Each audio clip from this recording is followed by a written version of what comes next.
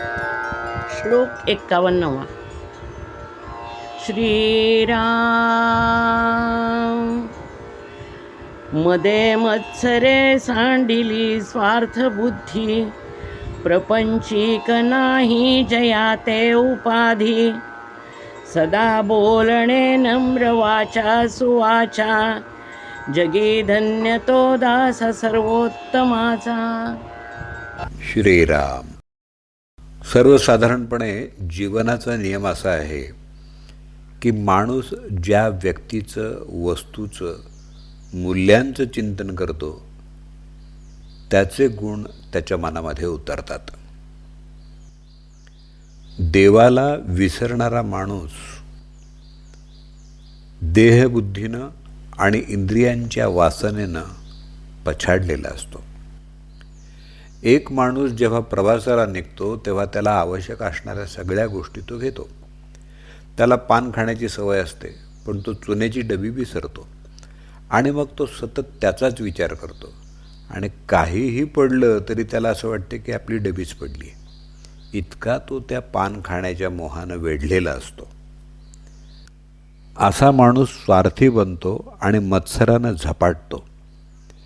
पहिल्या चरणात वापरलेलं सांडिला हे क्रियापद मद, मत्सर आणि स्वार्थ बुद्धीनं भक्ताला सोडलं आहे किंवा भक्ताच्या अंतःकरणात या तिघांना जागा उरली नाही या अर्थानं वापरलेलं आहे. सोडणं आणि सांडणं यामध्ये फरक आहे.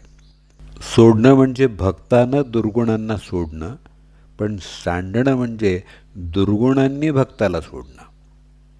आपण जे आहोत त्यापेक्षा मोठे आहोत असं जर एखादा मनुष्य दाखवत असेल तर त्याला मद झाला आहे असं समजावं. मत्सर म्हणजे दुसऱ्याचा द्वेष करणं, दुसऱ्याचं चांगलं झालेलं न पाहणं. पण खरा भक्त असा की मद, मत्सर आणि द्वेष या त्रिगुणांचा वारासुद्धा त्याच्याजवळ फिरकत नाही. एखादा प्रसाधन विक्रेता एखाद्या वयस्कर स्त्रीकडे यावा आणि त्याच्या विक्रेत्या सुलभ लाघवी कुशल शब्दांनी आपल्या वस्तूंची त्याने स्तुती करावी, पण त्याचा कोणताही प्रभाव त्या स्त्रीवर पडू नये. अशा वेळी त्या विक्रेत्यानं निघून जावं. तसं काहीसं या त्रिगुणांचं सत्पुरुषांच्या पुढं होतं. मद स्वाभिमानाचं रूप घेऊन येतो आणि स्वसंरक्षणासाठी स्वीकार करायला सांगतो. मत्सर महत्त्वाकांक्षेचा वेश परिधान करतो आणि इतरांपेक्षा वेगळं छान छौकीचं जीवन जगण्याची विनंती करतो. स्वार्थबुद्धी कुटुंब संरक्षणाचं नाटक करून प्रपंचासाठी संग्रहाचं समर्थन करतो.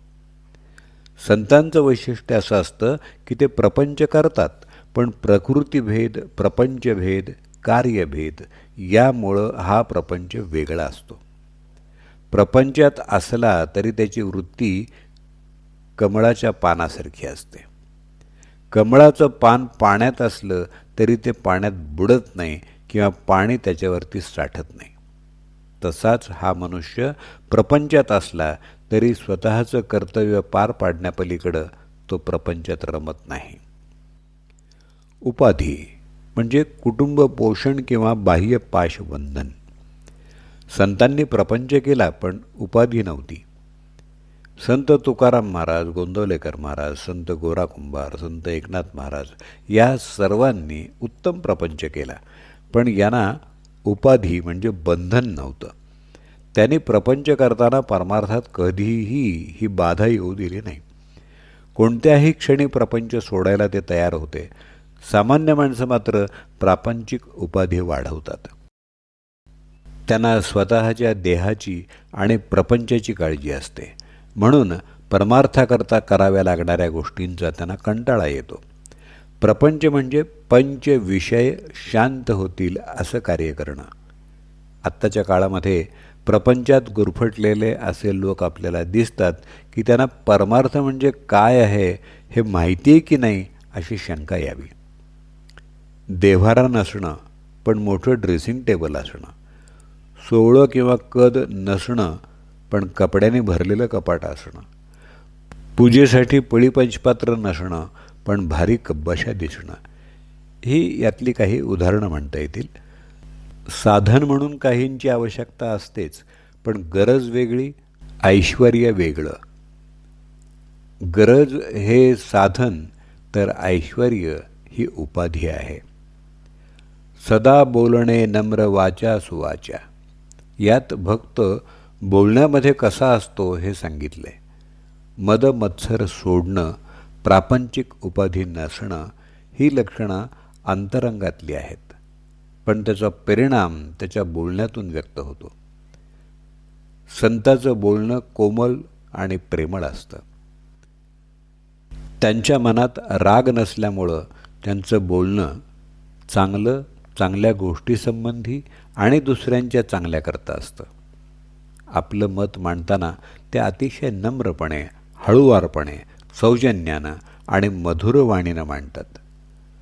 सत्पुरुष आधी जास्त बोलत नाहीत, पण साधकानं फारच आग्रह केला तर ते इतक्या प्रेमानं, कृपावात्सल्यानं बोलतात की साधकाला आपले आईवडील भेटल्याचा आनंद व्हावा.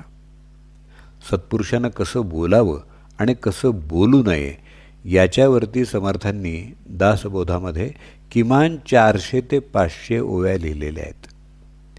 आपल्या बोलण्यानं आपण स्वतःला समाजासमोर व्यक्त करत असतो. संतांच्या बोलण्यामध्ये उर्मटपणा, उद्धटपणा, टिंगल, तिरस्कार, पापाकडं प्रवृत्त करेल अशी मादकता अजिबात नसते.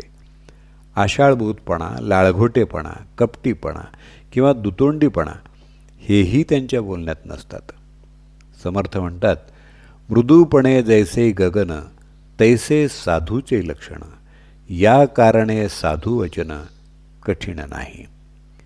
जो निरंकारी आहे, मद मोह मत्सर या त्रिगुणांनी ज्याचा त्याग केलेला आहे, जो प्रापंचिक सुखात गुरफटलेला नाही, जो नेहमी प्रसन्न आणि हसतमुख असतो, आपल्या गोड वाणीनं बोलून सर्वांना आकर्षित करतो, त्या भक्ताला समर्थ सर्वोत्तम दास म्हणतात.